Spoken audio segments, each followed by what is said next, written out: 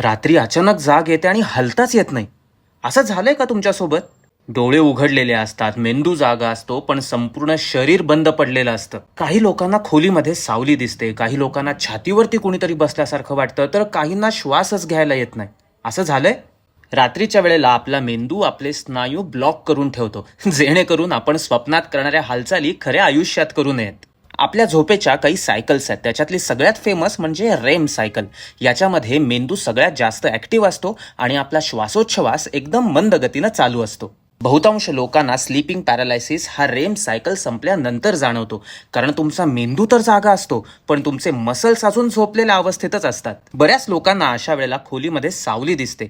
हा आपल्या मेंदूचा एक थ्रेट रिस्पॉन्स आहे की काहीतरी अबनॉर्मल चालू आहे. स्लीपिंग पॅरालायसिस तशी नॉर्मल कंडिशन आहे, पण याची वारंवारता जर सातत्यानं होत असेल तर मात्र डॉक्टरांचा सल्ला नक्कीच घ्यायला पाहिजे. हा व्हिडिओ आवडला असेल तर लाईक आणि सबस्क्राईब नक्की करा आणि अशाच अमेझिंग फॅक्ट्ससाठी फॉलो करत राहा साई भाईला.